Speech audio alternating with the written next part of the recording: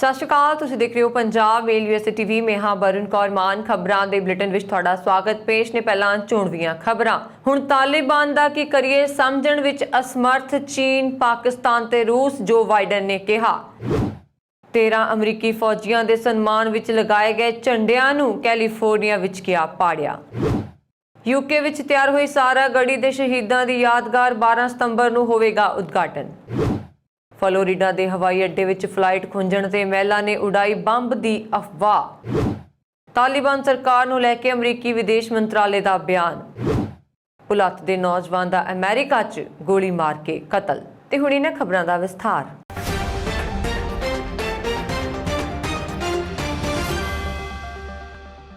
America ਦੇ ਰਾਸ਼ਟਰਪਤੀ ਜੋ ਬਾਈਡਨ ਨੇ ਮੰਗਲਵਾਰ ਨੂੰ ਕਿਹਾ ਕਿ ਚੀਨ, ਪਾਕਿਸਤਾਨ, ਰੂਸ ਅਤੇ ਈਰਾਨ ਨੂੰ ਸਮਝ ਨਹੀਂ ਆ ਰਹੀ ਕਿ ਤਾਲਿਬਾਨ ਨਾਲ ਉਹਨਾਂ ਨੂੰ ਕੀ ਕਰਨਾ ਹੈ। ਤਾਲਿਬਾਨ ਦੇ ਆਪਣੀ ਅੰਤਰਿਮ ਸਰਕਾਰ ਦੇ ਵੇਰਵੇ ਦਾ ਐਲਾਨ ਕੁਝ ਸਮੇਂ ਬਾਅਦ ਬਾਈਡਨ ਨੇ ਵਾਈਟ ਹਾਊਸ ਵਿੱਚ ਪੱਤਰਕਾਰਾਂ ਨੂੰ ਕਿਹਾ ਕਿ ਚੀਨ ਨੂੰ ਤਾਲਿਬਾਨ ਨਾਲ ਅਸਲੀ ਸਮੱਸਿਆ ਹੈ। ਮੈਨੂੰ ਯਕੀਨ ਹੈ ਕਿ ਉਹ ਤਾਲਿਬਾਨ ਨਾਲ ਕੁਝ ਹੱਲ ਕੱਢਣ ਦੀ ਕੋਸ਼ਿਸ਼ ਕਰ ਰਹੇ ਹਨ। ਅਜਿਹਾ ਹੀ ਪਾਕਿਸਤਾਨ, ਰੂਸ ਅਤੇ ਈਰਾਨ ਵੀ ਕਰ ਰਹੇ ਨੇ। ਇਸ ਦਰਮਿਆਨ ਸੰਯੁਕਤ ਰਾਸ਼ਟਰ ਵਿੱਚ ਅਮਰੀਕਾ ਦੀ ਰਾਜਦੂਤ ਰਹਿ ਚੁੱਕੀ ਨਿੱਕੀ ਹੇਲੀ ਨੇ ਇੱਕ ਆਨਲਾਈਨ ਮੁਹਿੰਮ ਸ਼ੁਰੂ ਕੀਤੀ, ਜਿਸ ਵਿੱਚ ਅਮਰੀਕਾ ਦੀ ਸਰਕਾਰ ਨੂੰ ਅਫਗਾਨਿਸਤਾਨ ਦੀ ਤਾਲਿਬਾਨ ਸਰਕਾਰ ਨੂੰ ਮਾਨਤਾ ਨਾ ਦੇਣ ਦੀ ਬੇਨਤੀ ਕੀਤੀ ਗਈ ਹੈ। ਹੇਲੀ ਨੇ ਕਿਹਾ ਕਿ ਇਹ ਕਹਿਣਾ ਜ਼ਰੂਰੀ ਹੈ ਕਿ ਅਮਰੀਕਾ ਨੂੰ ਤਾਲਿਬਾਨ ਨੂੰ ਅਫਗਾਨਿਸਤਾਨ ਦੀ ਜਾਇਜ਼ ਸਰਕਾਰ ਦੇ ਰੂਪ ਵਿੱਚ ਮਾਨਤਾ ਨਹੀਂ ਦੇਣੀ ਚਾਹੀਦੀ। ਅਫਗਾਨਿਸਤਾਨ ਕਾਬੁਲ ਹਵਾਈ ਅੱਡੇ ਤੇ ਹੋਏ ਬੰਬ ਧਮਾਕੇ ਵਿੱਚ ਮਾਰੇ ਗਏ 13 ਅਮਰੀਕੀ ਸਰਵਿਸਿਜ਼ ਮੈਂਬਰਾਂ ਦੇ ਸਨਮਾਨ ਵਿੱਚ ਕੈਲੀਫੋਰਨੀਆ ਦੇ ਸ਼ਹਿਰ ਵਿੱਚ ਰਿਵਰਸਾਈਡ ਵਿੱਚ ਬਣਾਈ ਗਈ ਇੱਕ ਯਾਦਗਾਰ ਨਾਲ ਛੇੜਛਾੜ ਕੀਤੀ ਗਈ। ਰਿਵਰਸਾਈਡ ਪੁਲਿਸ ਵਿਭਾਗ ਦੇ ਅਨੁਸਾਰ ਇਸ ਯਾਦਗਾਰ ਵਿੱਚ 13 ਅਮਰੀਕੀ ਝੰਡੇ ਅਤੇ ਇੱਕ ਮਰੀਨ ਕੋਰ ਦਾ ਝੰਡਾ ਸ਼ਾਮਲ ਹੈ। ਇਹਨਾਂ ਝੰਡਿਆਂ ਨੂੰ ਹਾਲ ਹੀ ਵਿੱਚ 91 ਫ੍ਰੀ ਵੇ ਦੇ ਉੱਪਰ IVT ਸਟਰੀਟ ਓਵਰਪਾਸ ਦੀ ਵਾਰਡ ਉੱਤੇ ਸੈਨਿਕਾਂ ਦੇ ਸਨਮਾਨ ਲਈ ਲਗਾਇਆ ਗਿਆ ਸੀ।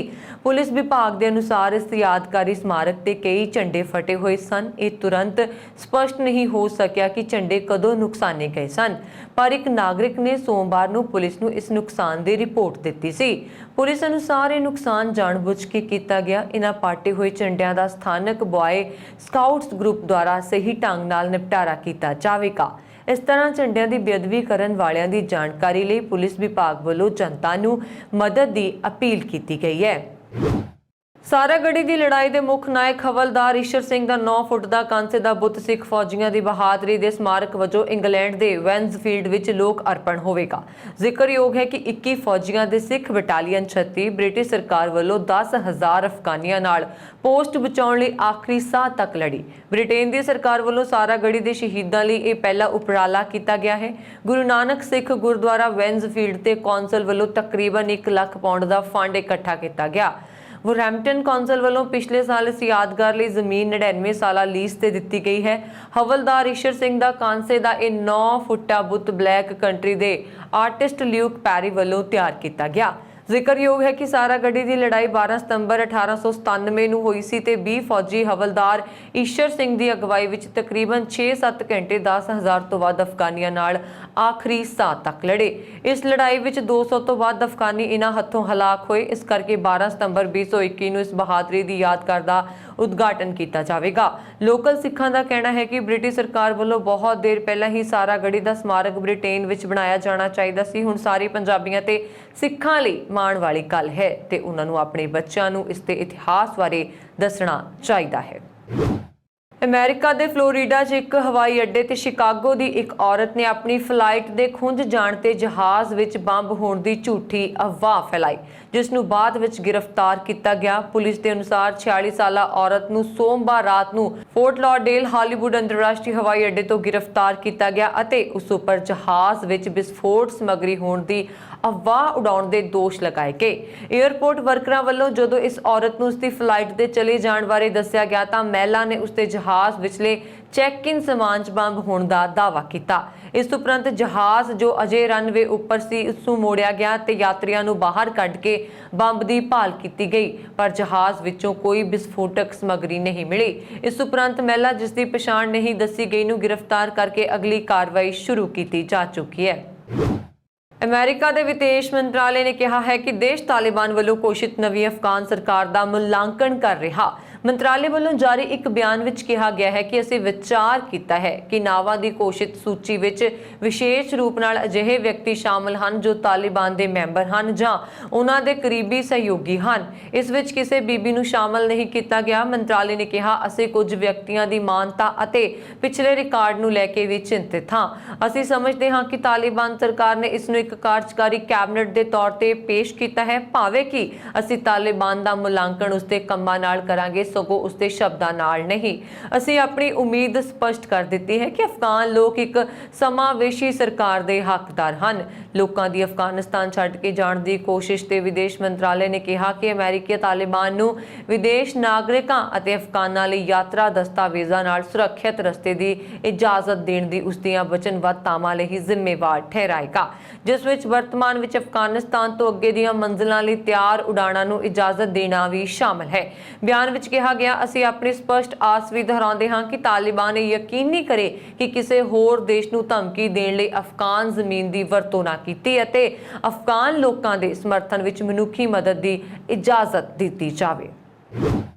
ਅਮਰੀਕਾ ਦੇ ਸੂਬੇ ਟੈਕਸਾਸ ਦੇ ਟਾਊਨ ਲਿਬਰਟੀ 'ਚ ਹਰੀਰੇ 90 ਤੇ ਸਥਿਤ ਇੱਕ ਸਟੋਰ ਤੇ ਕੰਮ ਕਰਦੇ ਪੰਜਾਬੀ ਮੂਲ ਦੇ ਨੌਜਵਾਨ ਗੁਰਜੀਤਪਾਲ ਸਿੰਘ ਦਾ ਕਿਸੇ ਅਣਪਛਾਤੇ ਵਿਅਕਤੀ ਨੇ ਸਟੋਰ ਵਿੱਚ ਦਾਖਲ ਹੋ ਕੇ ਗੋਲੀ ਮਾਰ ਕੇ ਕਤਲ ਕਰ ਦਿੱਤਾ।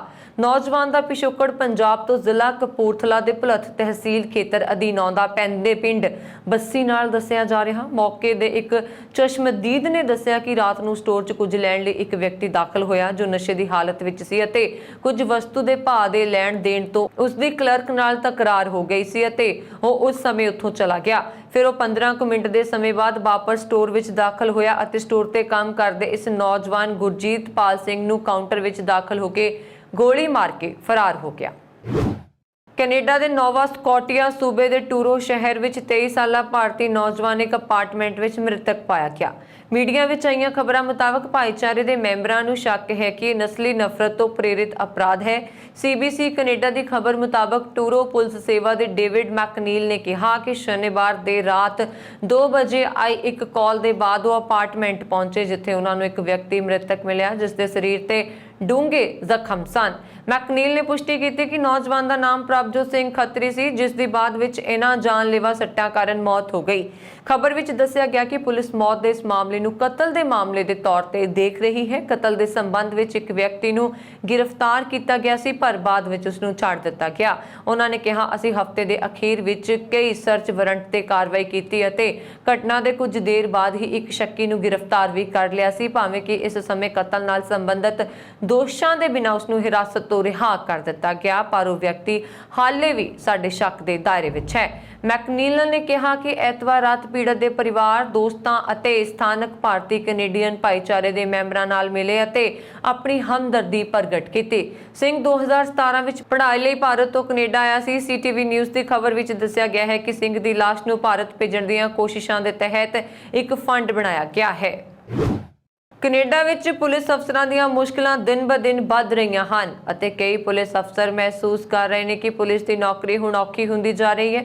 ਇਹਨਾਂ ਮੁਸ਼ਕਲਾਂ ਦਾ ਸਭ ਤੋਂ ਵੱਡਾ ਕਾਰਨ ਇਹ ਬਣਦਾ ਜਾ ਰਿਹਾ ਹੈ ਕਿ ਜਦ ਕਿਸੇ ਵਾਰਦਾਤ ਸਮੇਂ ਪੁਲਿਸ ਨੂੰ ਬੁਲਾਇਆ ਜਾਂਦਾ ਹੈ ਅਤੇ ਪੁਲਿਸ ਅਫਸਰ ਘਟਨਾ ਸਥਾਨ ਤੇ ਪਹੁੰਚ ਕੇ ਕਥਿਤ ਦੋਸ਼ੀ ਨੂੰ ਕਾਬੂ ਕਰਨਾ ਚਾਹੁੰਦੇ ਹਨ ਤਾਂ ਕਈ ਘਟਨਾਵਾਂ ਵਿੱਚ ਅਜਿਹੇ ਲੋਕ ਉਲਟਾ ਪੁਲਿਸ ਉੱਪਰ ਵਾਰ ਕਰ ਜਾਂਦੇ ਨੇ। ਇਸ ਤਰ੍ਹਾਂ ਪੁਲਿਸ ਅਫਸਰ ਜ਼ਖਮੀ ਹੋ ਜਾਂਦੇ ਨੇ। ਅੰਕੜਿਆਂ ਅਨੁਸਾਰ ਸਾਲ 2021 ਦੇ ਪਹਿਲੇ 7 ਮਹੀਨਿਆਂ ਦੌਰਾਨ BC ਵਿੱਚ ਪੁਲਿਸ ਦੇ 108 ਅਫਸਰ ਜ਼ਖਮੀ ਹੋ ਚੁੱਕੇ ਨੇ। ਤਾਜ਼ਾ ਹਾਲਾਤ ਵੀ ਦੱਸਦੇ ਨੇ ਕਿ ਸੋਮਵਾਰ ਦੌਰਾਨ ਇਕੱਲੇ ਵੈਨਕੂਵਰ ਸ਼ਹਿਰ ਵਿੱਚ ਹੀ ਕਈ ਘਟਨਾਵਾਂ ਹੋਈਆਂ, ਜਿਨ੍ਹਾਂ ਵਿੱਚ 11 ਪੁਲਿਸ ਅਫਸਰ ਜ਼ਖਮੀ ਹੋ ਗਏ। ਵੈਨਕੂਵਰ ਦੇ ਪੁਲਿਸ ਸਰਜੈਂਟ ਸਟੀਵ ਐਡਿਸਨ ਨੇ ਵੀ ਅਜਿਹੇ ਹੀ ਵਿਚਾਰ ਪ੍ਰਗਟ ਕਰਦਿਆਂ ਕਿਹਾ ਕਿ ਹੁਣ ਪੁਲਿਸ ਦੀ ਨੌਕਰੀ ਔਖੀ ਹੋ ਗਈ ਹੈ ਤੇ ਹਰ ਰੋਜ਼ ਪੁਲਿਸ ਦੇ ਫਰੰਟ ਲਾਈਨ ਅਫਸਰ ਆਪਣੇ ਆਪ ਨੂੰ ਖਤਰੇ ਵਿੱਚ ਪਾ ਕੇ ਲੋਕਾਂ ਦੀ ਮਦਦ ਲਈ ਅੱਗੇ ਆਉਂਦੇ ਹਨ। ਉਹਨਾਂ ਤਾਜ਼ਾ ਘਟਨਾਵਾਂ ਦੀ ਜਾਣਕਾਰੀ ਦਿੰਦੇ ਹੋਏ ਦੱਸਿਆ ਕਿ ਸੋਮਵਾਰ ਨੂੰ ਵੈਨਕੂਵਰ ਵਿੱਚ ਇੱਕ ਆਦਮੀ ਤੋਂ ਚਾਕੂ ਦੀ ਨੋਕ ਤੇ ਬਾਈਕ ਖੋਹ ਲਿਆ ਗਿਆ। ਸੂਚਨਾ ਮਿਲਣ ਉੱਤੇ ਪੁਲਿਸ ਉੱਥੇ ਪਹੁੰਚੀ ਅਤੇ ਬਾਈਕ ਖੋਹਣ ਵਾਲੀ ਔਰਤ ਨੂੰ ਨਾਈਟ ਸਟਰੀਟ ਅਤੇ ਈਸਟ 54 ਐਵਨਿਊ ਕੋਲ ਗ੍ਰਿਫਤਾਰ ਕਰ ਲਿਆ। ਪਰ ਉਹ ਸ਼ੱਕੀ ਔਰਤ ਨੇ ਪੁਲਿਸ ਅਫਸਰ ਦੇ ਮੂੰਹ ਅਤੇ ਸਿਰ ਤੇ ਥੁੱਕ ਦਿੱਤਾ। ਪੁਲਿਸ ਅਫਸਰ ਨੂੰ ਇਨਫੈਕਸ਼ਨ ਦੇ ਸ਼ੱਕ ਤਹਿਤ ਹਸਪਤਾਲ ਪਹੁੰਚਾਇਆ ਗਿਆ। ਇਸ ਦੇ ਦਿਨ ਹੀ ਪੁਲਿਸ ਅਫਸਰਾਂ ਨੇ ਡੁੰਡਾਸ ਸਟਰੀਟ ਦੇ ਕੋਲ ਇੱਕ ਅਪਾਰਟਮੈਂਟ ਦੀ ਇੱਕ ਔਰਤ ਵੱਲੋਂ ਸ਼ਿਕਾਇਤ ਮਿਲੀ ਕਿ ਉਸਦੇ ਸਾਬਕਾ ਬॉयਫ੍ਰੈਂਡ ਨੇ ਉਸਦੀ ਖਿੜਕੀ ਵਿੱਚ ਪੱਥਰ ਸੁੱਟੇ ਹਨ ਅਤੇ ਡਰਾ ਧਮਕਾ ਰਿਹਾ। ਪੁਲਿਸ ਦੇ ਉੱਥੇ ਪਹੁੰਚਣ ਤੋਂ ਪਹਿਲਾਂ ਉਹ ਸ਼ੱਕੀ ਆਦਮੀ ਝਾੜੀਆਂ 'ਚ ਲੁਕ ਗਿਆ ਸੀ। ਪੁਲਿਸ ਅਫਸਰ ਨੇ ਉਸ ਨੂੰ ਫੜਨ ਦੀ ਕੋਸ਼ਿਸ਼ ਕੀਤੀ ਤਾਂ ਪਤਾ ਲੱਗਿਆ ਕਿ ਸ਼ੱਕੀ ਕੋਲ ਚਾਕੂ ਹੈ। ਇਸ ਦੌਰਾਨ ਉਸਦੇ ਭਰਾ ਨੇ ਇੱਕ ਪੁਲਿਸ ਅਫਸਰ ਤੇ ਹਮਲਾ ਕਰ ਦਿੱਤਾ। ਅਫਗਾਨਿਸਤਾਨ ਵਿੱਚ ਤਾਲਿਬਾਨ ਦੀ ਸਰਕਾਰ ਬਣਾਉਣ ਦੇ 24 ਘੰਟੇ ਦੇ ਅੰਦਰ ਚੀਨ ਨੇ ਆਪਣਾ ਖਜ਼ਾਨਾ ਉਹਨਾਂ ਲਈ ਖੋਲ੍ਹ ਦਿੱਤਾ। ਚੀਨ ਨੇ ਬੁੱਧਵਾਰ ਨੂੰ ਤਾਲਿਬਾਨ ਨੂੰ ਸਰਕਾਰ ਚਲਾਉਣ ਲਈ 310 ਲੱਖ ਅਮਰੀਕੀ ਡਾਲਰ ਦੀ ਮਦਦ ਦਾ ਐਲਾਨ ਕੀਤਾ। ਇਸ ਦੇ ਨਾਲ ਹੀ ਚੀਨ ਅਫਗਾਨਿਸਤਾਨ ਲਈ ਕਰੋਨਾ ਵੈਕਸੀਨ ਦੀ ਡੋਜ਼ ਵੀ ਭੇਜ ਰਿਹਾ। ਚੀਨ ਨੇ ਕਿਹਾ ਕਿ ਇਹ ਮਦਦ ਅਰਾਜਕਤਾ ਖਤਮ ਕਰਨ ਅਤੇ ਵਿਵਸਥਾ ਬਹਾਲ ਕਰਨ ਲਈ ਜ਼ਰੂਰੀ ਹੈ।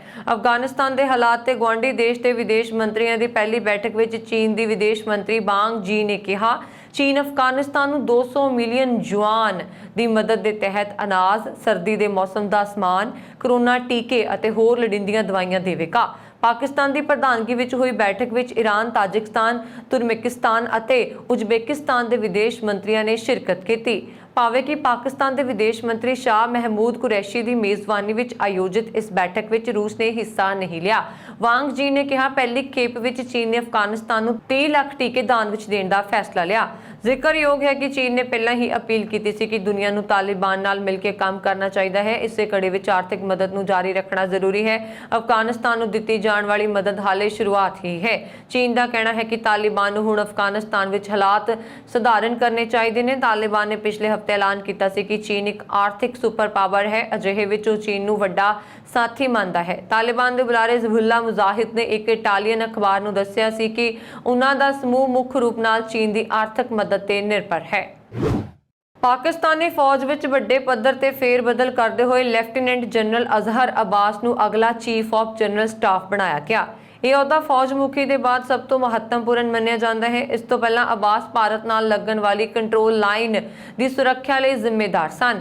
Lieutenant general Abbas Baloch regiment ਤੋਂ ਹਨ ਅਤੇ ਉਹ ਲੈਫਟੀਨੈਂਟ ਜਨਰਲ ਸਾਹਿਰ ਸ਼ਮਸ਼ਾਦ ਮਿਰਜ਼ਾ ਦਾ ਸਥਾਨ ਲੈਣਗੇ, ਜਿਨ੍ਹਾਂ ਨੂੰ ਰਾਵਲਪਿੰਡੀ ਸਥਿਤ 10 ਕੋਰ ਦਾ ਮੁਖੀ ਬਣਾਇਆ ਗਿਆ। ਮਿਰਜ਼ਾ ਤੋਂ ਪਹਿਲਾਂ ਅਬਾਸ 10 ਕੋਰ ਦੀ ਅਗਵਾਈ ਕਰ ਰਹੇ ਸਨ। ਪਾਕਿਸਤਾਨੀ ਫੌਜ ਦੀ ਮੀਡੀਆ ਇਕਾਈ ਅੰਤਰ ਸੇਵਾ ਜਨਸੰਪਰਕ ਨੇ ਮੰਗਲਵਾਰ ਨੂੰ ਜਾਰੀ ਇੱਕ ਬਿਆਨ ਵਿੱਚ ਇਹ ਜਾਣਕਾਰੀ ਦਿੱਤੀ। ਰਾਵਲਪਿੰਡੀ ਕੋਰ ਕੰਟਰੋਲ ਲਾਈਨ ਦੀ ਸੁਰੱਖਿਆ ਕਰਦੀ ਹੈ। ਡੌਨ ਨਿਊਜ਼ ਦੀ ਖਬਰ ਮੁਤਾਬਕ ਪਾਕਿਸਤਾਨ ਫੌਜ ਵਿੱਚ ਫੌਜ ਮੁਖੀ ਦੇ ਬਾਅਦ ਚੀਫ ਆਫ ਜਨਰਲ ਸਟਾਫ ਦਾ ਅਹੁਦਾ ਸਭ ਤੋਂ ਅਹਿਮ ਮੰਨਿਆ ਜਾਂਦਾ ਹੈ। CGS ਨੂੰ ਜਨਰਲ ਹੈੱਡਕੁਆਰਟਰਸ ਵਿੱਚ ਖੂਫੀਆ ਅਤੇ ਸੰਚਾਲਨ ਸੰਬੰਧੀ ਕੰਮਕਾਜ ਦੇਖਣਾ ਹੁੰਦਾ ਹੈ ਅਤੇ ਮਿਲਟਰੀ ਆਪਰੇਸ਼ਨਜ਼ ਅਤੇ ਮਿਲਟਰੀ ਇੰਟੈਲੀਜੈਂਸ ਡਾਇਰੈਕਟੋਰੇਟ ਉਸ ਦੇ ਅਧੀਨ ਕੰਮ ਕਰਦੇ ਨੇ। ISPR ਦੇ ਬਿਆਨ ਮੁਤਾਬਕ ਲੈਫਟੀਨੈਂਟ ਜਨਰਲ ਮੁਹੰਮਦ ਚਿਰਾਗ ਹੈਦਰ ਨੂੰ ਮੁਲਤਾਨ ਕੋਰ ਦਾ ਮੁਖੀ ਬਣਾਇਆ ਗਿਆ ਹੈ, ਜੋ ਕਿ ਪਾਕਿਸਤਾਨ ਦੀ ਮੁੱਖ ਸਟ੍ਰਾਈਕ ਕੋਰ ਵਿੱਚੋਂ ਇੱਕ ਹੈ। ਓਨਟਾਰੀਓ ਦੇ ਮੁੱਖ ਸਿਹਤ ਅਫਸਰ ਨੇ ਸੂਬੇ ਦੇ ਲੋਕਾਂ ਨੂੰ ਚੇਤਾਵਨੀ ਦਿੰਦਿਆਂ ਕਿਹਾ ਕਿ ਕਰੋਨਾ ਵਾਇਰਸ ਕਿਤੇ ਨਹੀਂ ਜਾ ਰਿਹਾ ਅਤੇ ਵੈਕਸੀਨੇਸ਼ਨ ਦੀ ਰਫ਼ਤਾਰ ਤੇਜ਼ ਨਾ ਹੋਈ ਤਾਂ ਆਉਣ ਵਾਲੇ ਦਿਨਾਂ ਵਿੱਚ ਮਰੀਜ਼ਾਂ ਦੀ ਗਿਣਤੀ ਤੇਜ਼ੀ ਨਾਲ ਵੱਧ ਸਕਦੀ ਹੈ। ਡਾਕਟਰ ਕੇਰਨ ਮੂਰ ਦੀ ਚੇਤਾਵਨੀ ਅਜਿਹੇ ਸਮੇਂ ਆਈ ਹੈ ਜਦੋਂ ਲੇਬਰ ਡੇ ਮੌਕੇ ਵੈਕਸੀਨੇਸ਼ਨ ਦੀ ਰਫ਼ਤਾਰ ਅਚਾਨਕ ਘਟ ਗਈ ਅਤੇ ਸਿਰਫ 14,000 ਟੀਕੇ ਲਾਏ ਜਾ ਸਕੇ, ਜਦਕਿ ਬੀਤੇ ਸ਼ੁੱਕਰਵਾਰ ਨੂੰ 40,000 ਟੀਕੇ ਲੱਗੇ ਸਨ। ਪੱਤਰਕਾਰਾਂ ਨਾਲ ਗੱਲਬਾਤ ਕਰਦਿਆਂ ਉਹਨਾਂ ਨੇ ਕਿਹਾ ਕਿ ਮੌਜੂਦਾ ਰਫ਼ਤਾਰ ਨਾਲ ਵੈਕਸੀਨੇਸ਼ਨ ਹੋਣ ਦੀ ਸੂਰਤ ਵਿੱਚ 90% ਦੀ ਆਬਾਦੀ ਨੂੰ ਟੀਕੇ ਲਾਉਣ ਵਿੱਚ ਘੱਟੋ-ਘੱਟ 2 ਮਹੀਨੇ ਹੋਰ ਲੱਗਣਗੇ, ਜੋ ਕਿ ਬੇਹੱਦ ਸੁਸਤ ਰਫ਼ਤਾਰ ਹੈ। ਡਾਕਟਰ ਮੂਰ ਦਾ ਕਹਿਣਾ ਸੀ ਕਿ ਲੋਕ ਆਪਣੇ ਮਨ ਵਿੱਚੋਂ ਇਹ ਖਿਆਲ ਕੱਢ ਦੇਣ ਕਿ ਆਉਂਦੀ ਸਰਦ ਰੁੱਤ ਦੌਰਾਨ ਵਾਇਰਸ ਖਤਮ ਹੋ ਜਾਵੇਗਾ। ਇਟਲੀ ਵਿੱਚ ਸਿੱਖ ਧਰਮ ਨੂੰ ਕਾਨੂੰਨੀ ਮਾਨਤਾ ਦਿਵਾਉਣ ਲਈ ਲੱਗੇ ਹੋਏ ਕੇਸ ਦੀ ਪੈਰਵੀ ਕਰ ਰਹੀ ਸਿੱਖ ਗੁਰਦੁਆਰਾ ਪ੍ਰਬੰਧਕ ਕਮੇਟੀ ਇਟਲੀ ਵੱਲੋਂ ਇਟਲੀ ਦੀਆਂ ਸਮੂਹ ਸਿੱਖ ਜਥੇਬੰਦੀਆਂ ਦੀ ਭਰਵੀਂ ਇਕੱਤਰਤਾ ਗੁਰਦੁਆਰਾ ਸਿੰਘ ਸਭਾ ਸੁਬੋਧੀਆ ਜ਼ਿਲ੍ਹਾ ਲਾਤੀਨਾ ਵਿਖੇ 12 ਸਤੰਬਰ ਦਿਨ ਐਤਵਾਰ ਬਾਅਦ ਦੁਪਹਿਰ 1 ਵਜੇ ਹੋਣ ਜਾ ਰਹੀ ਹੈ। ਇਸ ਸੰਬੰਧੀ ਜਾਣਕਾਰੀ ਦਿੰਦੇ ਹੋਏ ਭਾਈ ਰਵਿੰਦਰਜੀਤ ਸਿੰਘ ਬਲਜਾਨੋ ਮੁੱਖ ਸੇਵਾਦਾਰ SGPC ਇਟਲੀ ਅਤੇ ਸਰਦਾਰ ਕਰਮਜੀਤ ਸਿੰਘ ਢਿੱਲੋਂ ਮੁੱਖ ਸੇਵਾਦਾਰ ਗੁਰਦੁਆਰਾ ਸਿੰਘ ਸਭਾ ਸੁਬੋਧੀਆ ਨੇ ਦੱਸਿਆ ਕਿ ਸੈਂਟਰ ਅਤੇ ਦੱਖਣੀ ਇਟਲੀ ਦੀਆਂ ਸਮੂਹ ਗੁਰਦੁਆਰਾ ਪ੍ਰਬੰਧਕ ਕਮੇਟੀਆਂ ਦੀ ਮੰਗ ਨੂੰ ਧਿਆਨ ਵਿੱਚ ਰੱਖਦੇ ਹੋਏ ਇਹ ਅਹਿਮ ਮੀਟਿੰਗ ਬੁਲਾਈ ਗਈ ਹੈ। ਇਸ ਵਿੱਚ ਸਿੱਖ ਧਰਮ ਦੀ ਰਜਿਸਟ੍ਰੇਸ਼ਨ ਸੰਬੰਧੀ ਲੱਗੇ ਕੇਸ ਤੋਂ ਸੰਗਤਾਂ ਜਾਣੂ ਕਰਵਾਇਆ ਜਾਵੇਗਾ। ਸਿੰਘ ਸੰਗਤਾਂ ਦੇ ਸੰਬੋਧੀਆ ਵਿਖੇ ਹੋਣ ਜਾ ਰਹੇ ਵਿਸ਼ਾਲ ਇਕੱਠ ਸੰਬੰਧੀ ਆਪਣੇ ਸੁਝਾਅ ਪੇਸ਼ ਕਰਦਿਆਂ ਵੱਖ-ਵੱਖ ਸਿੱਖ ਆਗੂਆਂ ਨੇ ਆਖਿਆ ਹੈ ਕਿ ਕੌਮ ਦੇ ਸਾਂਝੇ ਕਾਰਜਾਂ ਨਾਲ ਸੰਬੰਧਿਤ ਸਿੱਖ ਸੰਗਤਾਂ ਦਾ ਇਤਿਹਾਸਿਕ ਇਕੱਠ ਹੋਣ ਜਾ ਰਿਹਾ ਹੈ ਤੇ ਹਰ ਗੁਰਸਿੱਖ ਦਾ ਫਰਜ਼ ਬਣਦਾ ਹੈ ਕਿ ਬਿਨਾਂ ਕਿਸੇ ਭੇਦਭਾਵ ਦੇ ਭਾਈਚਾਰਕ ਸਾਂਝ ਨੂੰ ਵਧਾਉਣ ਅਤੇ ਆਪਸੀ ਏਕਤਾ ਦਾ ਸਬੂਤ ਦਿੰਦੇ ਹੋਏ ਹੁਮ-ਹੁਮਾ ਕੇ ਹਾਜ਼ਰੀਆਂ ਭਰਨ। ਇਸ ਤੋਂ ਇਲਾਵਾ ਇਟਲੀ ਸਰਕਾਰ ਕੋਲ ਧਰਮ ਦੀ ਰਜਿਸਟ੍ਰੇਸ਼ਨ ਸੰਬੰਧੀ ਲੱਗੇ ਕੇਸ ਦੀ ਜਾਣਕਾਰੀ ਪ੍ਰਾਪਤ ਕਰਕੇ ਆਪਣੇ ਕੀਮਤੀ ਸੁਝਾਅ ਸਾਂਝੇ ਕਰਨ। ਅਫਗਾਨਿਸਤਾਨ ਵਿੱਚ ਮਨੁੱਖੀ ਅਧਿਕਾਰ ਖੋਹ ਲਏ ਗਏ ਨੇ, ਪਰ ਹੁਣ ਦੱਖਣੀ ਕੋਰੀਆ ਵਿੱਚ ਜਾਨਵਰਾਂ ਨੂੰ ਕਾਨੂੰਨੀ ਅਧਿਕਾਰ ਮਿਲ ਗਏ ਨੇ। ਆਪਣੇ ਕਾਨੂੰਨਾਂ ਨੂੰ ਬਦਲ ਕੇ ਦੱਖਣੀ ਕੋਰੀਆ ਨੇ ਹੁਣ ਜਾਨਵਰਾਂ ਨੂੰ ਵੀ ਮਨੁੱਖੀ ਅਧਿਕਾਰ ਦਿੱਤੇ। ਇਸ ਦੇ ਤਹਿਤ ਹੁਣ ਜੇਕਰ ਪਸ਼ੂਆਂ ਦੇ ਅਧਿਕਾਰਾਂ ਦੀ ਉਲੰਘਣਾ ਹੁੰਦੀ ਹੈ ਤਾਂ ਉਹਨਾਂ ਦੇ ਲਈ ਕਾਨੂੰਨੀ ਲੜਾਈ ਲੜੀ ਜਾ ਸਕਦੀ ਹੈ। ਇਸ ਤੋਂ ਇਲਾਵਾ ਸਰਕਾਰਾਂ ਨੂੰ ਪਸ਼ੂਆਂ ਦੇ ਚੰਗੇ ਰਹਿਣ ਸਹਿਣ ਦੀਆਂ ਸਥਿਤੀਆਂ ਬਾਰੇ ਵੀ ਚਿੰਤਾ ਕਰਨੀ ਪਵੇਗੀ ਅਤੇ ਉਹਨਾਂ ਦੇ ਜੀਵਨ ਦੇ ਅਧਿਕਾਰ ਦਾ ਵੀ ਆਦਰ ਕਰਨਾ ਚਾਹੀਦਾ ਹੈ। ਤੁਹਾਨੂੰ ਦੱਸ ਦਈਏ ਕਿ ਦੱਖਣੀ ਕੋਰੀਆ ਦੀ 5 ਕਰੋੜ ਆਬਾਦੀ ਵਿੱਚੋਂ 1 ਕਰੋੜ ਲੋਕ ਅਜਿਹੇ ਨੇ ਜਿਨ੍ਹਾਂ ਕੋਲ ਕੁਝ ਜਾਂ ਦੂਜੇ ਪਾਲਤੂ ਜਾਨਵਰ ਹਨ ਅਤੇ ਹੁਣ ਇਹਨਾਂ ਜਾਨਵਰਾਂ ਨੂੰ ਉਹ ਸਾਰੇ ਅਧਿਕਾਰ ਵੀ ਮਿਲਣਗੇ ਜੋ ਉਹਨਾਂ ਦੇ ਮਾਲਕਾਂ ਕੋਲ ਨੇ। ਇਹ ਪ੍ਰਸਤਾਵਿਤ ਕਾਨੂੰਨ ਇਸ ਮਹੀਨੇ ਦੱਖਣੀ ਕੋਰੀਆ ਦੀ ਸੰਸਦ ਵਿੱਚ ਪੇਸ਼ ਕੀਤਾ ਜਾਵੇਗਾ। ਨਿਊਜ਼ੀਲੈਂਡ, ਫਰਾਂਸ ਅਤੇ ਫਿਨਲੈਂਡ ਸਮੇਤ ਲਗਭਗ 32 ਦੇਸ਼ ਹਨ ਜਿੱਥੇ ਜਾਨਵਰਾਂ ਦੇ ਮਨੁੱਖਾਂ ਦੇ ਸਮਾਨ ਅਧਿਕਾਰ ਹਨ, ਜਦੋਂ ਕਿ ਇਸ ਸਮੇਂ ਦੁਨੀਆ ਵਿੱਚ ਸਿਰਫ 27 ਦੇਸ਼ ਹਨ ਜਿਨ੍ਹਾਂ ਨੇ ਨਾਗਰਿਕਾਂ ਨੂੰ ਹਰ ਤਰ੍ਹਾਂ ਦੀ ਆਜ਼ਾਦੀ ਹੈ। ਦੂਜੇ ਦੇਸ਼ਾਂ ਵਿੱਚ ਜਾਂ ਤਾਂ ਮਨੁੱਖਾਂ ਕੋਲ ਸਾਰੇ ਬੁਨਿਆਦੀ ਅਧਿਕਾਰ ਨਹੀਂ ਹਨ ਅਤੇ ਜਿੱਥੇ ਲੋਕਾਂ ਨੂੰ ਇਹ ਅਧਿਕਾਰ ਹਨ ਉੱਥੇ ਉਹਨਾਂ ਨਾਲ ਬਹੁਤ ਸਾਰੀਆਂ ਸ਼ਰਤਾਂ ਜੁੜੀਆਂ ਹੋਈਆਂ ਹਨ। ਪਿਛਲੇ ਕੁਝ ਸਮੇਂ ਤੋਂ ਸੂਬਾਈ ਕਾਂਗਰਸ ਵਿੱਚ ਚੱਲ ਰਹੇ ਵਿਵਾਦਾਂ ਤੋਂ ਬਾਅਦ ਜ਼ਿਲ੍ਹਾ ਗੁਰਦਾਸਪੁਰ ਦੇ ਕੁਝ ਹਲਕਿਆਂ ਦੇ ਉਮੀਦਵਾਰਾਂ ਦੀ ਚੋਣ ਤੇ ਕੁਝ ਕਾਂਗਰਸੀ ਵਿਧਾਇਕਾਂ ਦੀਆਂ ਟਿਕਟਾਂ ਰੱਦ ਕਰਨ ਬਾਰੇ ਚਰਚਾਵਾਂ ਦਾ ਬਾਜ਼ਾਰ ਗਰਮ ਹੈ। ਇਨ੍ਹਾਂ ਕਿਆਸਰਾਈਆਂ ਦਰਮਿਆਨ ਕੁੱਲ ਹਿੰਦ ਕਾਂਗਰਸ ਦੇ ਪੰਜਾਬ ਮਾਮਲਿਆਂ ਦੇ ਇੰਚਾਰਜ ਅਤੇ ਉੱਤਰਾਖੰਡ ਦੇ ਸਾਬਕਾ ਮੁੱਖ ਮੰਤਰੀ ਹਰੀਸ਼ ਰਾਵਤ ਨੇ ਫੋਨ ਤੇ ਗੱਲਬਾਤ ਕਰਦਿਆਂ ਸਪਸ਼ਟ ਕੀਤਾ ਹੈ ਕਿ ਹੁਣ ਤੱਕ ਪੰਜਾਬ ਵਿੱਚ ਟਿਕਟਾਂ ਦੀ ਵੰਡ ਤੇ ਉਮੀਦਵਾਰਾਂ ਦੀ ਚੋਣ ਦੀ ਕੋਈ ਪ੍ਰਕਿਰਿਆ ਸ਼ੁਰੂ ਨਹੀਂ ਹੋਈ ਹੈ। ਰਾਵਤ ਨੇ ਕਿਹਾ ਕਿ ਹੁਣ ਤੱਕ ਪਾਰਟੀ ਹਾਈ ਕਮਾਂਡ ਨੇ ਸੂਬੇ ਵਿੱਚ ਉਮੀਦਵਾਰਾਂ ਦੀ ਚੋਣ ਲਈ ਕੋਈ ਕਮੇਟੀ ਨਹੀਂ ਬਣਾਈ। ਕਾਂਗਰਸ ਪਾਰਟੀ ਨੇ ਟਿਕਟਾਂ ਦਾ ਐਲਾਨ ਕਰਨ ਲਈ ਇੱਕ ਪ੍ਰਣਾਲੀ ਤੈਅ ਕੀਤੀ ਹੈ। ਕਿਸੇ ਖਾਸ ਵਿਅਕਤੀ ਨੂੰ ਕਿਸੇ ਵੀ ਜ਼ਿਲ੍ਹੇ ਜਾਂ ਹਲਕੇ ਲਈ ਟਿਕਟਾਂ ਜਾਰੀ ਕਰਨ ਦਾ ਅਧਿਕਾਰ ਦੇਣ ਦੇ ਸਵਾਲ ਪੈਦਾ ਨਹੀਂ ਹੁੰਦੇ। ਇਸ ਦੇ ਬਾਵਜੂਦ ਕੁਝ ਲੋਕ ਆਪਣੇ ਪੱਧਰ ਤੇ ਅਨੁਮਾਨ ਲਗਾ ਕੇ ਅਫਵਾਹਾਂ ਫੈਲਾ ਰਹੇ ਨੇ। ਰਾਵਤ ਦੀ ਮੁੱਖ ਮੰਤਰੀ ਕੈਪਟਨ ਅਮਰਿੰਦਰ ਸਿੰਘ ਤੇ ਰਾਜ ਸਭਾ ਮੈਂਬਰ ਪ੍ਰਤਾਪ ਸਿੰਘ ਬਾਜਵਾ ਨਾਲ ਨੇੜਤਾ ਦੇ ਮਾਝੇ ਵਿੱਚ ਬਾਜਵਾ ਦੇ ਅਸਰ ਕਾਰਨ ਉਹਨਾਂ ਨੂੰ ਟਿਕਟਾਂ ਵੰਡ ਦਾ ਅਧਿਕਾਰ ਦੇਣ ਦੇ ਸਵਾਲ ਦੇ ਜਵਾਬ ਵਿੱਚ ਉਹਨਾਂ ਨੇ ਕਿਹਾ ਕਿ ਸਾਰੇ ਆਗੂ ਪਾਰਟੀ ਦੀ ਮਜ਼ਬੂਤੀ ਲਈ ਹੀ ਕੰਮ ਕਰ ਰਹੇ ਨੇ। ਟਿਕਟਾਂ ਦੀ ਵੰਡ ਲਈ ਪਾਰਟੀ ਵੱਲੋਂ ਕਮੇਟੀ ਬਣਾਈ ਜਾਵੇਗੀ। ਇਸ ਤੋਂ ਬਾਅਦ ਪਾਰਟੀ ਦੇ ਨਿਯਮਾਂ ਮੁਤਾਬਕ ਬਰੀਕੀ ਨਾਲ ਜਾਂਚ ਕਰਨ ਪਿੱਛੋਂ ਟਿਕਟਾਂ ਦਾ ਐਲਾਨ ਕੀਤਾ ਜਾਏਗਾ। ਫਿਲਹਾਲ ਕਿਸੇ ਨੂੰ ਟਿਕਟ ਲਈ ਹਾਂ ਨਹੀਂ ਕੀਤੀ ਗਈ। ਸ਼੍ਰੋਮਣੀ ਗੁਰਦੁਆਰਾ ਪ੍ਰਬੰਧਕ ਕਮੇਟੀ ਵੱਲੋਂ ਕਰਨਾਲ ਵਿਖੇ ਕਿਸਾਨਾਂ ਦੇ ਧਰਨੇ ਵਿੱਚ ਲੰਗਰ ਲਗਾਉਣ ਦਾ ਪ੍ਰਬੰਧ ਕੀਤਾ ਗਿਆ ਹੈ। ਸ਼੍ਰੋਮਣੀ ਗੁਰਦੁਆਰਾ ਪ੍ਰਬੰਧਕ ਕਮੇਟੀ ਦੀ ਪ੍ਰਧਾਨ ਬੀਬੀ ਜਗੀਰ ਕੌਰ ਨੇ ਗੱਲਬਾਤ ਕਰਦਿਆਂ ਕਿਹਾ ਕਿ ਕਿਸਾਨਾਂ ਦੇ ਹਰਿਆਣਾ ਵਿਖੇ ਕਰਨਾਲ ਧਰਨੇ ਵਿੱਚ ਜਦੋਂ ਉਹਨਾਂ ਨੂੰ ਇਹ ਸੁਨੇਹਾ ਮਿਲਿਆ ਕਿ ਇੱਥੇ ਕਿਸਾਨਾਂ ਲਈ ਲੰਗਰ ਅਤੇ ਚਾਹ ਪਾਣੀ ਦੀ ਲੋੜ ਹੈ ਤਾਂ ਉਹਨਾਂ ਨੇ ਤੁਰੰਤ ਹੀ ਹਰਿਆਣਾ ਅਤੇ ਹੋਰ ਸੰਬੰਧਿਤ ਗੁਰਦੁਆਰਾ ਸਾਹਿਬਾਨ ਦੇ ਮੈਨੇਜਰਾਂ ਦੀਆਂ ਡਿਊਟੀਆਂ ਲਗਾਈਆਂ ਅਤੇ ਲੰਗਰ ਦਾ ਪ੍ਰਬੰਧ ਕੀਤਾ। ਉਹਨਾਂ ਨੇ ਕਿਹਾ ਕਿ ਕਿਸਾਨ ਤਕਰੀਬਨ 1 ਸਾਲ ਤੋਂ ਆਪਣੀਆਂ ਮੰਗਾਂ ਲਈ ਸੜਕਾਂ ਤੇ ਸੰਘਰਸ਼ ਕਰ ਰਹੇ ਨੇ। ਕੇਂਦਰ ਸਰਕਾਰ ਕਿਸਾਨਾਂ ਦੀਆਂ ਮੰਗਾਂ ਮੰਨਣ ਨੂੰ ਰਾਜ਼ੀ ਨਹੀਂ ਹੋ ਰਹੀ। ਉਹਨਾਂ ਨੇ ਕੇਂਦਰ ਸਰਕਾਰ ਨੂੰ ਬੇਨਤੀ ਕੀਤੀ ਹੈ ਕਿ ਡੁੱਲੇ ਬੇਰਾਂ ਦਾ ਅਜੇ ਵੀ ਕੁਝ ਨਹੀਂ ਵਿਗੜਿਆ, ਕਿਸਾਨਾਂ ਦੀਆਂ ਮੰਗਾਂ ਮੰਨ ਲੈਣ। ਉਹਨਾਂ ਨੇ ਕਿਹਾ ਕਿ ਪਹਿਲਾਂ ਹੀ ਪੰਜਾਬ ਦਾ ਬਹੁਤ ਵਿੱਤੀ ਨੁਕਸਾਨ ਹੋ ਚੁੱਕਾ ਹੈ, ਲੋਕ ਆਰਥਿਕ ਪੱਖੋਂ ਕਮਜ਼ੋਰ ਹੋ ਰਹੇ ਨੇ। ਦੇਸ਼ ਦੇ ਪ੍ਰਧਾਨ ਮੰਤਰੀ ਨੂੰ ਚਾਹੀਦਾ ਹੈ ਕਿ ਇਸ ਮਾਮਲੇ ਦਾ ਤੁਰੰਤ ਹੱਲ ਕਰਨ ਤਾਂ ਜੋ ਲੋਕ ਸੁਖੀ ਆਪਣੇ ਘਰਾਂ ਵਿੱਚ ਰਹਿ ਸਕਣ। ਉਹਨਾਂ ਨੇ ਕਿਹਾ ਕਿ ਇਸ ਤੋਂ ਪਹਿਲਾਂ ਦਿੱਲੀ ਦੇ ਬਾਰਡਰਾਂ ਤੇ ਕਿਸਾਨਾਂ ਦੇ ਧਰਨਿਆਂ 'ਚ ਸ਼੍ਰੋਮਣੀ ਗੁਰਦੁਆਰਾ ਪ੍ਰਬੰਧਕ ਕਮੇਟੀ ਲਗਾਤਾਰ ਲੰਗਰ ਦਾ ਪ੍ਰਬੰਧ ਕਰ ਰਹੀ ਹੈ ਤੇ ਜਦੋਂ ਵੀ ਕਿਸੇ ਇਸ ਤਰ੍ਹਾਂ ਦੇ ਹਾਲਾਤਾਂ ਵਿੱਚ ਸ਼੍ਰੋਮਣੀ ਕਮੇਟੀ ਦੇ ਸਹਿਯੋਗ ਦੀ ਲੋੜ ਪਵੇਗੀ ਉਹ ਹਮੇਸ਼ਾ ਹੀ ਤਿਆਰ ਹਨ। ਇਹ ਸਨ ਹੁਣ ਤੱਕ ਦੀਆਂ ਖਬਰਾਂ। ਮੈਨੂੰ ਵਰਨ ਕੌਰ ਮਾਨੂ ਦਿਓ ਆ ਗਿਆ। ਹੋਰ ਖਬਰਾਂ ਦੇ ਲਈ ਸਾਡਾ YouTube ਚੈਨਲ ਪੰਜਾਬ ਮੇਲ USA TV ਜ਼ਰੂਰ ਸਬਸਕ੍ਰਾਈਬ ਕਰੋ। ਸਤਿ ਸ਼੍ਰੀ ਅਕਾਲ।